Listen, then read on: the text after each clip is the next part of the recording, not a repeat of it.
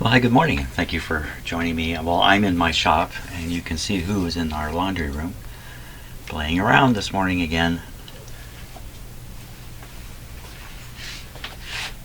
But what we're really going to do is we're going to deal with this. Okay, so last video, actually the video before that, which I didn't post, or the work I did before that, was to figure out that the O switch, or to realize the O switch was something quite important. I then performed a test. I got no response on the voltmeter. That's what got me into the whole O switch investigation thing. What I've realized since then is, in reading the manual again and again and again and again, is I missed a simple instruction. To perform the test I was performing, the calibration test, this guy has to be in position 3, and I didn't do that. But now I understand a lot more. Anyway, so sometimes going off in search of stuff, you can find all kinds of other things you never even knew were there. Okay, so what we're going to do now is, let me just look at it here. This is called the GM screen balance and voltage adjustment. This is the test I attempted, which I couldn't get it to work. Rotate switch C to A. Remove the tube. Okay, the tube is removed. Rotate switch here to A. Just make sure this is right. Switch C to A. Rotate switch 0 to position 3. That would be position 3. Connect the voltmeter to the plate jack, chassis ground, using range 100 volts. Rotate bias potentiometer to 0 and bias slide switch to 50. Bias slide switch to 50 and the bias to 0. Looks like I'm turning it all the way up. This switch is backwards. Okay, or this control is backwards. Rotate and 0. Slide switch. Turn the instrument on. Rotate meter switch to line and adjust the line adjust control for center scale. Okay, so turn it on and get it going.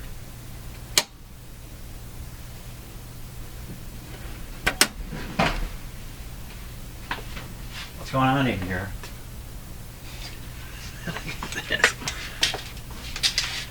Hey, you guys, what are you doing? What's going on?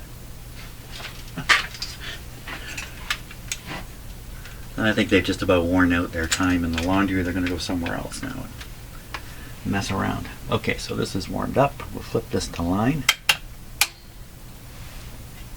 We'll adjust the line adjust until this is pointing straight down. There we are. How come my meter's not on? The meter is supposed to be set for, there we go, up to 100 volts, but I've only got a 60 volt range here. That'll be okay though, I think. So now we flip it to, let me read. Rotate bias potentiometer to 0, bias slide switch to 50, turn instrument on, rotate meter switch to line adjust for center scale.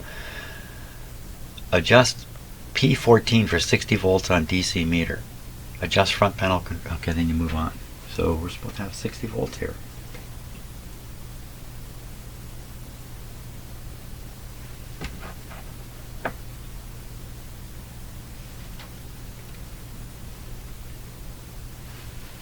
Okay, one more time through these. Connect the DC meter to the plate jack, chassis ground. Rotate bias potentiometer 0. Bias slide switch to 50. Turn instrument on. Rotate meter switch to line adjust for the center. Adjust P14 for 60 volts. It doesn't say move the line switch. It doesn't say anything else. So at this point you should see 60 volts on this meter. But again, I don't. Shoot. I thought I had this under control. Apparently not.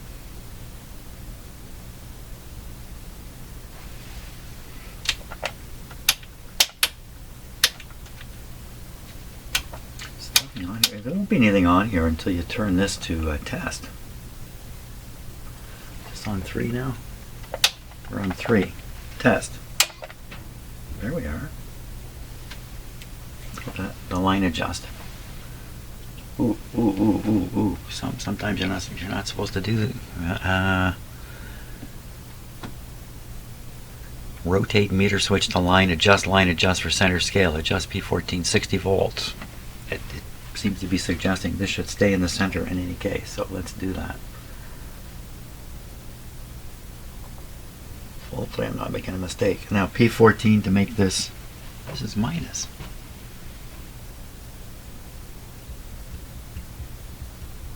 It just says 60 volts. It doesn't say minus or positive. It's jumping around a fair bit too. Why would that be?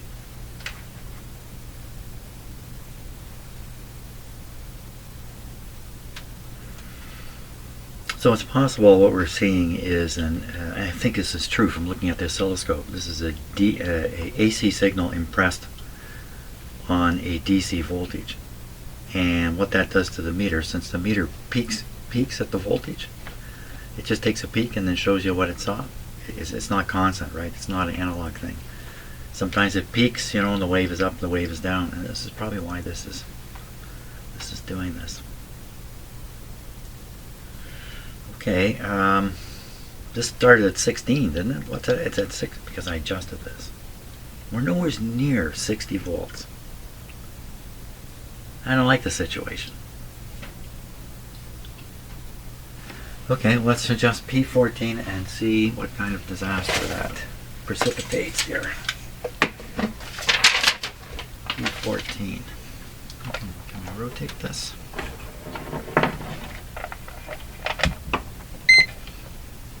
It's just going low. It's just going down, down, down. It doesn't make any sense at all. P14.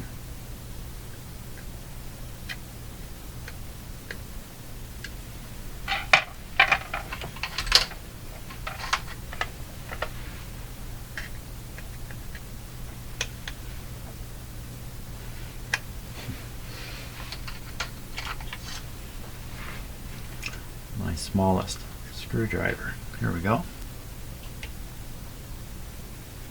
This is making no difference in this reading. That's because you're turning 11, Jim, you dork. Okay, 14. Well, it's going negative. It's going positive. That's the end of the run. 5.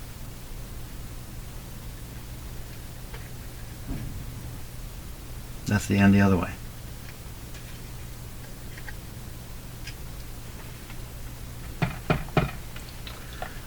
Well, that's another thing. It has not worked out again.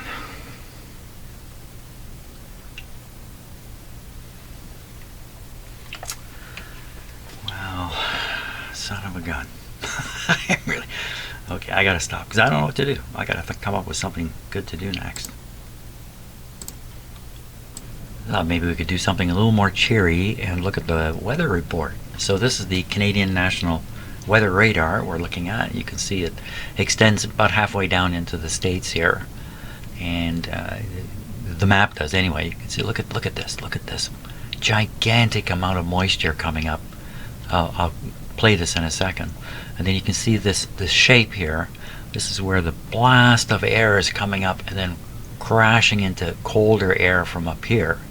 And it makes this mushroom shape here. And this usually drifts off this way.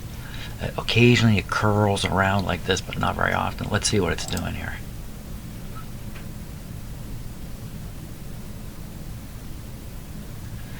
So you can see that this is definitely headed up this way. So, if you're on the eastern seaboard of the United States or the east coast of Canada, this ugly thing is coming.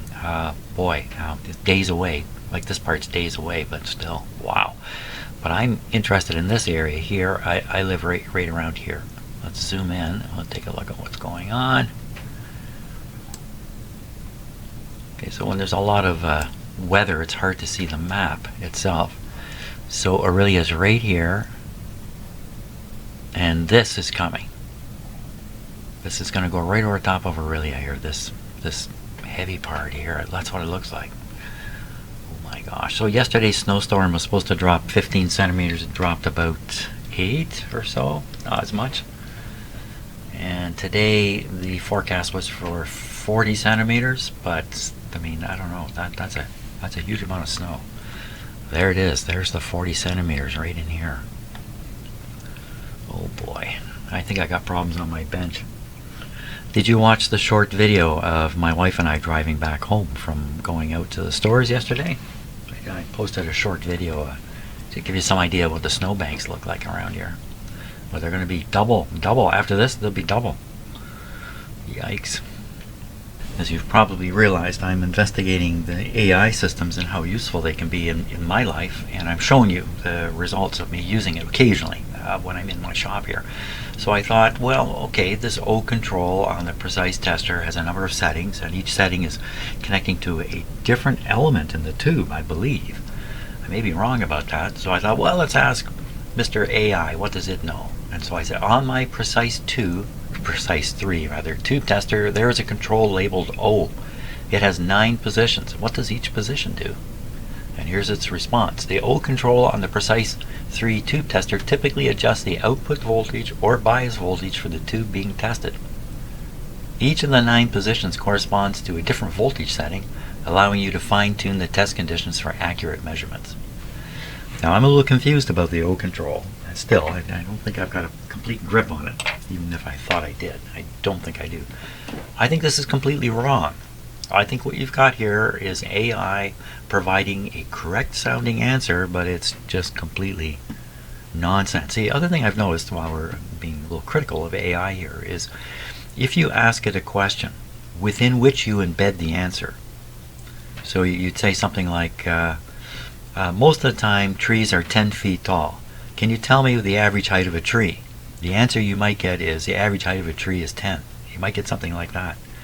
They often kind of reflect back your question at you.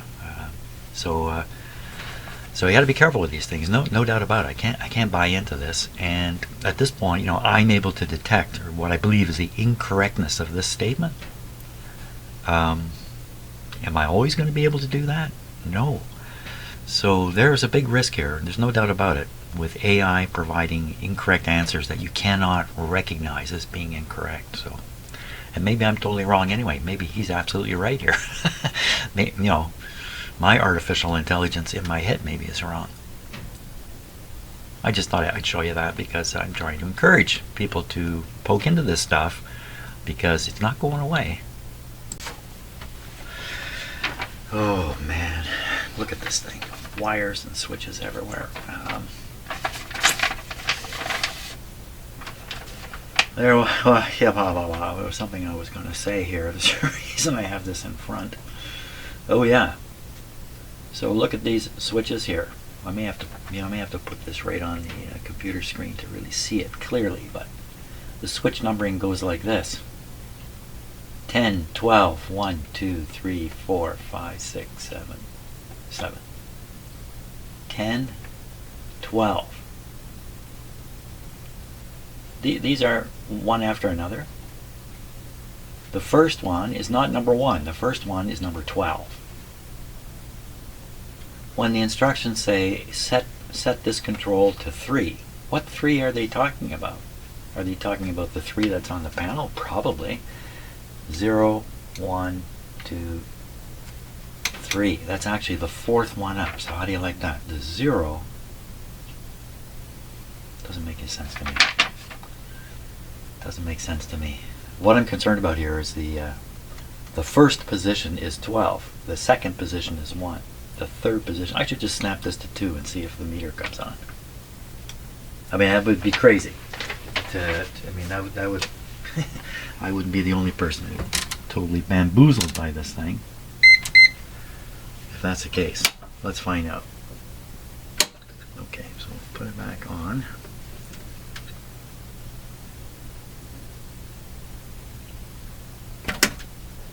Okay, so I'm looking at the line voltage. It's good. Still nothing on the meter. What if we flip this to 2? We still get nothing on the meter.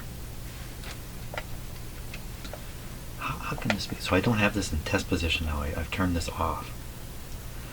We have this in line position. The instructions say leave it just like this. But there's no result. We go back to 3. How about we go all the way around? And I think I saw nothing here ever. And that's what made me think, well, you have to have this in hold position. So we'll go to 3rd position. Still nothing showing up. How did that happen? Oh, it shows up and then it just bleeds off. And it showed up just about exactly 60. Why are you bleeding off? Because this isn't in the test position? We'll have to try moving these in other positions here. So we'll turn this off here. Put this on bias. Oh, just see my meter just fly right over. Whew. Make me scared. Now it looks like it's gone negative. It's probably because it's not balanced properly when it's upside down like this. Okay, so we're in test. Now if we go to test, we see the 60, but then it's dropping off again.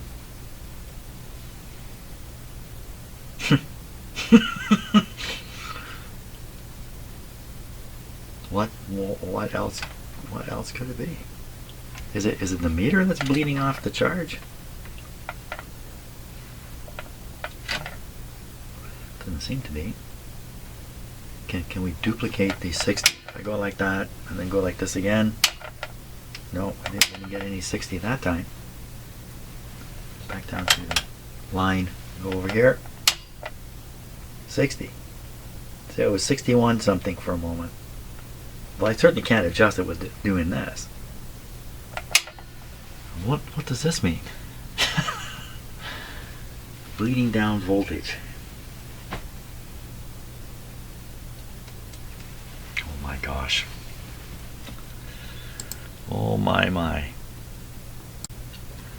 It's somewhat advantageous for me that I'm doing these videos as I try to explain what I'm doing a little bit.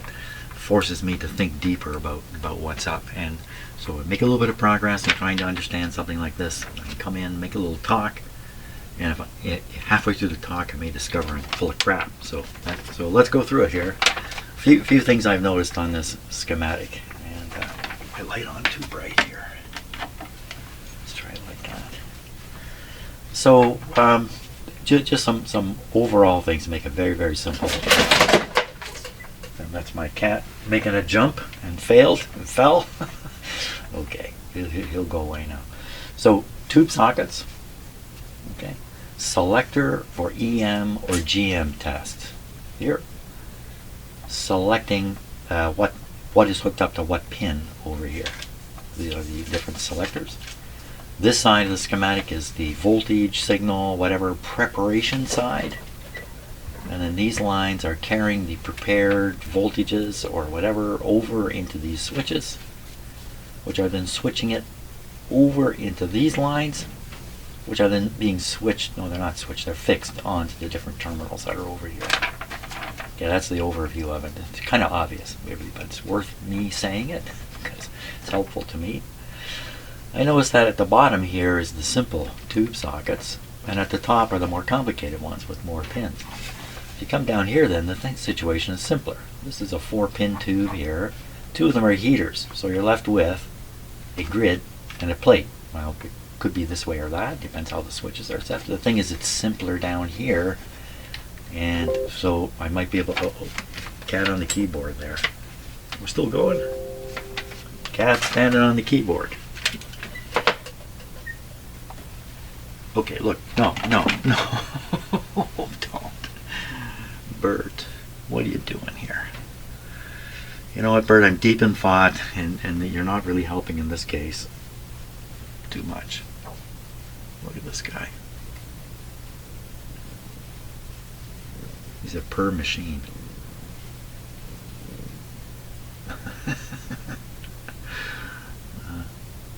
Oh, I feel better now. Hopefully you're watching this, you're feeling better too. Look at him. I gotta put you down though, Bert. You gotta go down. because I'm in the middle of something and there's 500 people watching watching this crazy situation here. Okay, go fight some wires or something like that. So another observation, these are just observations I've made, so it doesn't really add up to too much just yet. But if you look up here, we have the plate pin jack, which is what they call it. That's this thing here, pin jack. And below it is the grid pin jack. The plate pin jack is connected to this switch.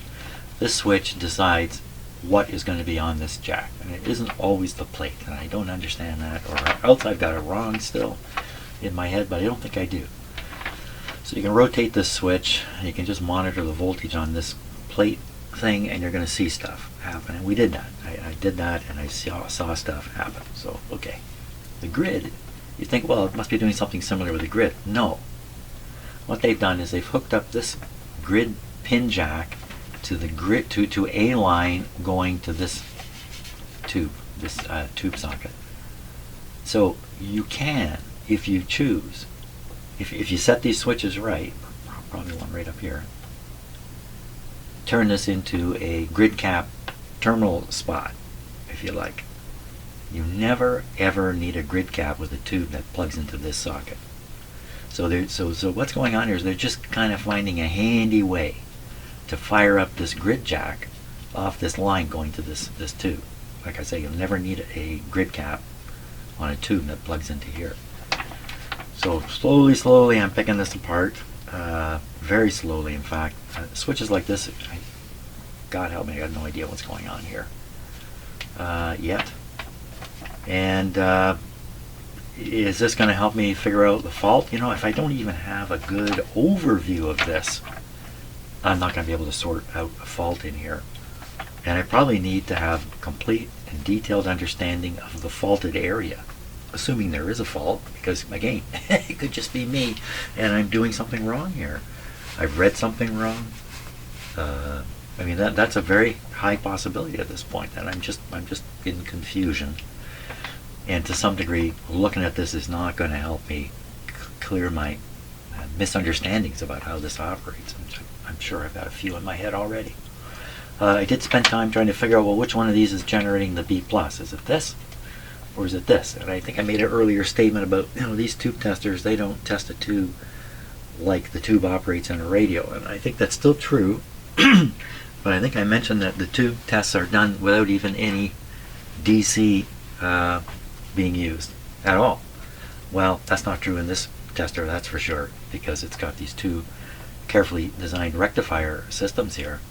One of them's producing a high voltage, 150, 200, whatever it is, volts. Is it this one? Is it this one? I think it's this one. Myself.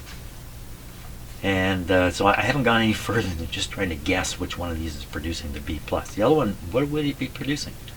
Probably the bias voltage, probably. Come to think of it, there's the two tubes that are in here. One of them is a big 5U4. So they don't have it written here, of course. They wouldn't write it there. The other one is a small 6C4. Wait a minute, wait a minute. 6C4 have two plates?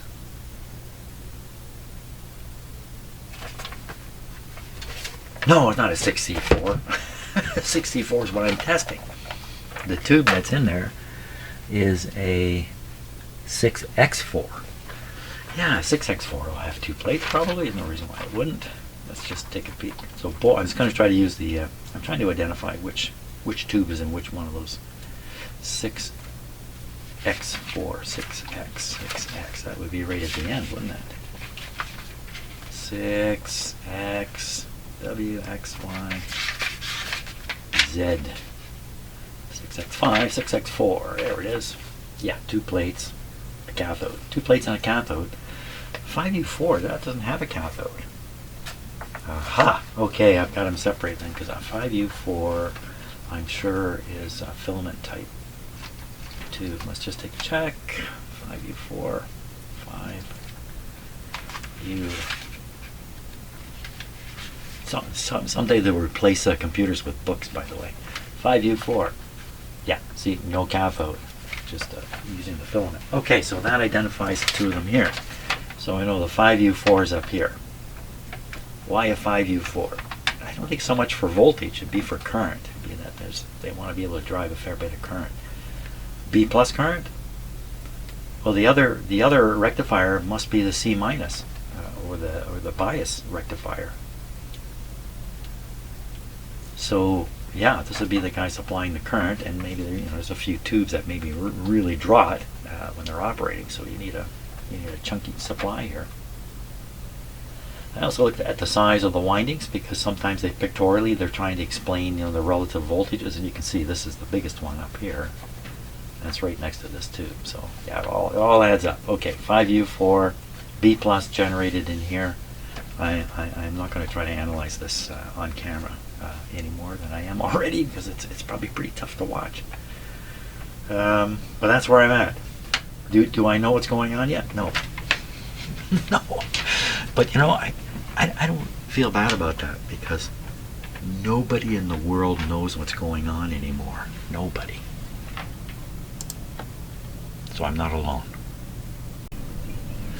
So I'm going to be stopping this now, and I'll continue it tomorrow. I'll probably post one video covering this. So another realization, and how long can you stare at a schematic and then suddenly realize something about it? But these three rows, they're not the same in the sense that these are all discrete things. These are all discrete things. This is one thing. This is a switch. If you look close, there's a dotted line going up all the way through it. It's one switch. What switch? Well, it's the EM, the two-position EM-GM switch, of course. So again, the light's a little brighter in my head now on this stuff. But that's going to be it for today. It's a snowmageddon outside at this point, so that's kind of what my attention is going to. So, okay, well, I'll be back here tomorrow morning.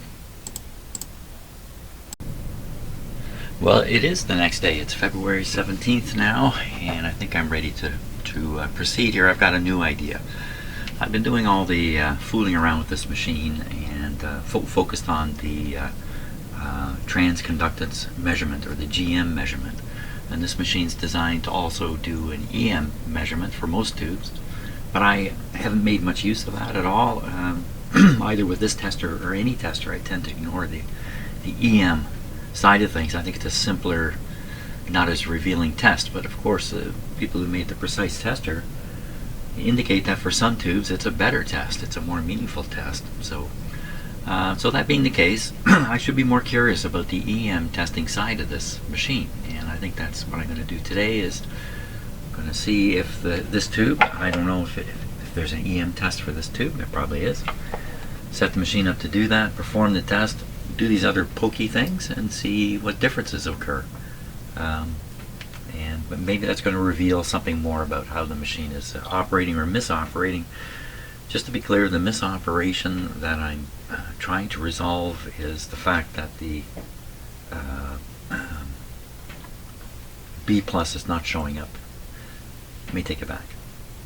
There's a process for doing a particular calibration step that involves measuring the voltage, like you see my voltmeter here, and I should get somewhere around 60 volts and then be able to adjust it to precisely 60 volts.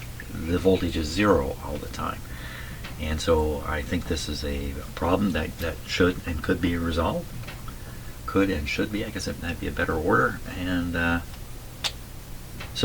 I'm kind of running up against a brick wall, or it's more like running into a mattress is what it's like. You just keep bouncing off this diagram with all of its wires and whatnot, but slowly, bit by bit, I'm getting a bit of a grip on this. So that's why I think if I do an EM test, fool around with the EM side of things, maybe something more will be revealed, and I will make progress. But the primary thing today is what's happening outside with the snow. So the first thing we're going to do here is take a look at the weather report, at the weather radar, because I'm worried about a streamer coming over where I live. So let's take a look at that. So this is the weather radar from the Canadian Weather Service, and we're looking, I'll just zoom out a little bit in case you're not from around here. These are all the Great Lakes here, and I live right in this area. Kind of in an area, this is Ontario, the province of Ontario, and it's kind of, this part of it, southern Ontario, is nestled between all these lakes. And I live right up here in this place called Aurelia. And you can see these streams. These are snow belts, snow streams. Let me turn on the turn this on so we can see what's really happening. So the snow it's picking up, the air is picking up moisture off the lake and developing these snow streamers. And see how narrow this is? But the snow in the middle of them can be very, very heavy. Look at this one down here. So if you were to experience this, say you're driving on the highway here, to be driving along, the sun could be shining perfectly clear, even a blue sky. And then up ahead on the road, you'll see that it's gotten dark and there's something funny going on. And you get close enough, you realize you're driving into a wall of snow. Boom! Now you're in the snow. And that can lead to huge car accidents because people don't realize how quickly you can go from perfect visibility to absolutely no visibility, especially like this kind of thing. This is a few kilometers wide here. Let's look at the one that's coming my way. Whoops. So you can see one kind of starting here, but not developing. This one appears to be wearing out, in fact. The reason this is important is I have to decide when to blow the snow out of my driveway. And my driveway is full of snow from yesterday. So right now the sun is shining here, and if I go outside I'll be blind by the time I come back in. So yeah, so the way I look at this streamer may move slowly up here. It may reach all the way to Aurelia, and that may be in an hour or two. So I have an hour or two before I really want to get the snow out, because the prediction is 20 more centimeters of snow from one of these things that's going to hit Aurelia today. That's the prediction. Okay, I think I'm ready to go here. The bias on this tube needs to be set to 15 volts. So I have the bias set to the 50 scale. The meter's upside down, so it's going to be, the weight of the pointer will affect its reading, but only not enough to be any concern, considering I haven't really got this thing that accurate anyway. As far as I know, it's not that accurate. So, these pin buttons remain the same. And these have changed to suit the EM test. I think we're ready to turn on. Looks that way to me. Okay.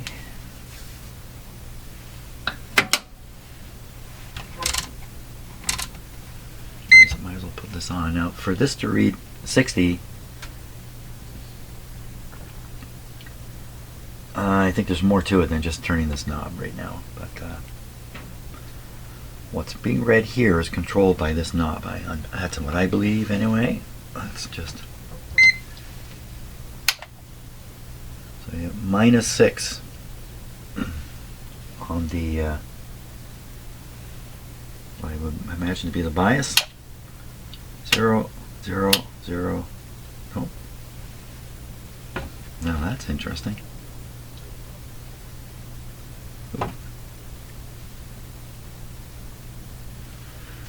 What to make of that exactly.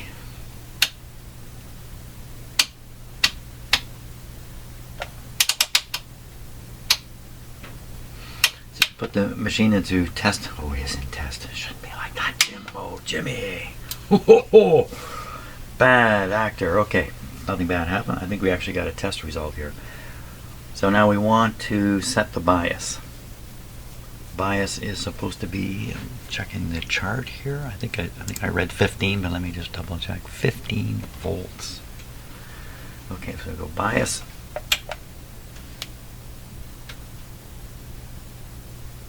There's no bias indication.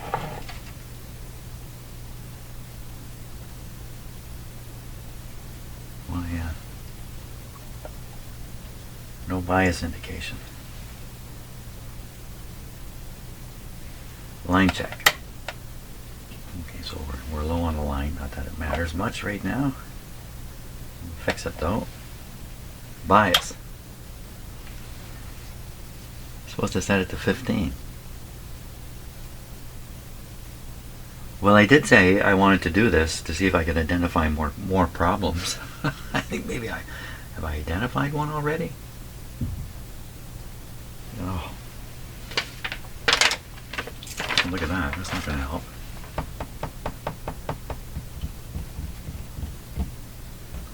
Well, actually, this is in test. This is off. You should see the bias voltage as soon as I flip it there. Let me flip this switch here. Nope, not helping. Well, I really didn't want to encounter a problem so quickly, that's for sure. Son of a gun.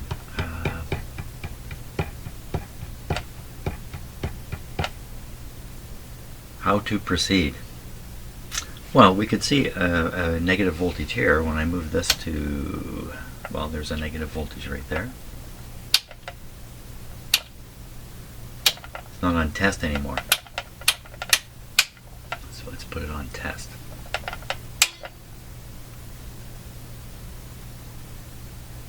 Shouldn't this have come up? Didn't it come up last time? I'm fooling around too much here, not paying attention. We're on bias, that's why. Ooh, it's testing good. Tube's good. We want to see if we can see the bias voltage here.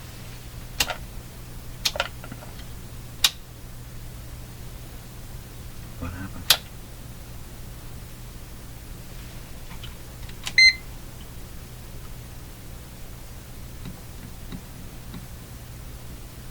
Minus 22. That's a lot of negative voltages here. I saw, didn't I? These are all zeros. So we got minus 22. 0. What happened to the B plus that was here before? Okay, find the negative one anyway. I'll change this. We'll see if this varies. Oh yeah. It's supposed to be 15. Is the reading changing? Oh yeah, lots. So it's supposed to be 15. There's 15. Oh, now it's down to the question mark. Tube's going downhill.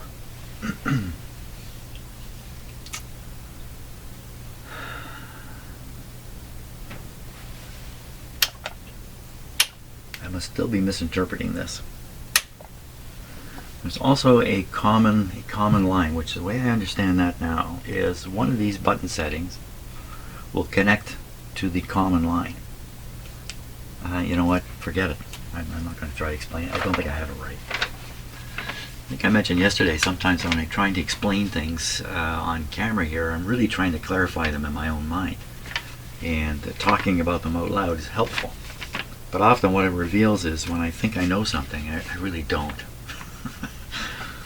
And as you get older, you accept that more and more. That you don't know what you're doing. Well, I know what I'm going to do.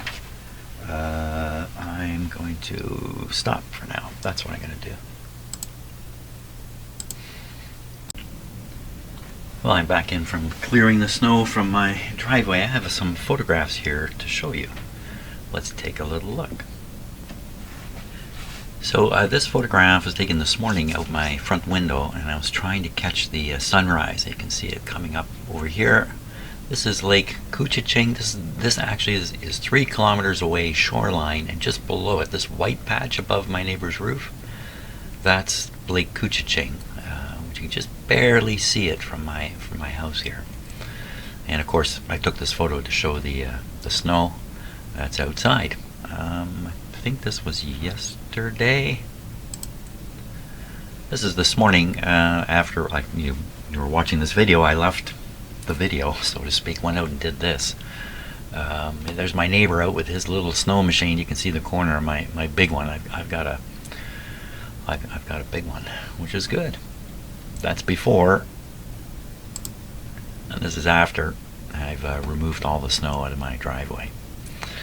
So we're getting down towards 1 lane here. I actually have a 2-lane driveway, but I'm kind of abandoned the outside edges here because of the amount of snow. That's a lot of snow there. And yesterday was Flag Day. Yesterday or Sunday was Flag Day in Canada.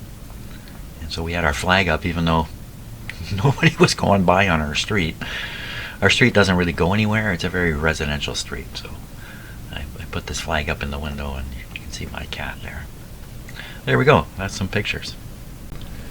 Okay, getting back to this thing, while I was out blowing the snow, still thinking about this, I realized that I had not completed the calibration process, and the first step was to set all the adjustable controls to their limit, counterclockwise if I remember right, limit. Well, I haven't done an EM calibration yet, so should I be surprised that when I do an EM test that doesn't work? No, I should not be surprised. I should do the EM calibration process and then try again. So that's what I'm gonna do. I gotta read it a couple times here. Okay, let's take a look at the emission calibration procedure. I've done the procedures down to Q here. So RST are just 3 steps. First step, emission calibration. Turn instrument off. Set up for an EM check of a 6L6. 6L6 is a somewhat famous tube, as shown below. Connect a milliammeter, a DC milliammeter, from grid to the plate jacks on the front panel. Use a meter with a full scale reading of at least 50 milliamps. Connect the negative side of the milliammeter plate to the plate jack. Note, steps R, S, and T may be omitted by rotating potentiometer P11 to approximately 7 ohms when the wires going to it are disconnected. This is not as accurate a method as listed in steps R, S, and T, but it's quite sufficient for most cases. Okay, so maybe you don't have an ammeter or something like that. You can't do this test with an ammeter, so this is the alternative. So we won't do the alternative. I do have an ammeter. Okay, turn the instrument on, allow 30 seconds of warm up. That's not long enough. Adjust bias potentiometer for 20 milliamps of plate current on the DC milliammeter. Without changing any settings, adjust potentiometer P11 on the power supply chassis for a reading of 3 on the 10 volt bias scale.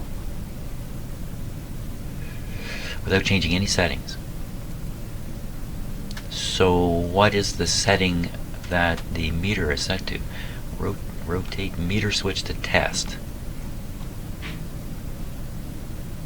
Rotate meter switch to test. Well, it looks like the meter switch is in test position. So how do you get, like, is this supposed to be 3 volt of bias? I guess if it's a 10 volt bias scale, are you supposed to snap this thing over to bias to read that? Adjust bias potential. See, it could be, adjust bias potential. Well, that means you flip the switch to put the bias voltage on the meter and then do this, and they just didn't say it. They just didn't say set meter to bias and then set the bias. Am I a little picky here? You just have to stumble over a few words and something like this, and you're off in the wrong direction without knowing it. And that's what I'm worried about. Okay, we can probably try this if I can find a 6L6. Okay. So chances are today I'm only going to get as far as finding a good 6L6. These are my 6L6s. I don't think... Oh, some of these are labeled. Okay. Look at my records a little bit further here. Like anybody who keeps an inventory list, my list is in trouble.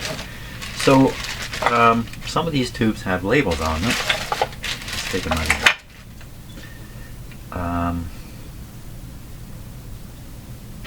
6L6. But they may not be 6. Like this has got a label. Wow, look at this one. It says realistic on it. Made in England. I think it's 6L6. Wow, it looks brand new. And it's labeled, which means I've tested it and I have test results. I cannot find the test results. This one is a 6L6. Look how different they look, huh? Yeah, you have to look down a little bit to see that. Totally different looking tubes. There's another one. 6L6. Canadian Westinghouse. Metallized tube. Wouldn't want to touch that one. Wouldn't want to touch any of these when they're operating. And it's 6L6. Well, I don't understand why I've got some of these tested and I don't have the results, but that is the case. So I'm going to test these guys again. They should all be functional, or they wouldn't be in my collection. If they're dead, they go into a box of dead tubes I have.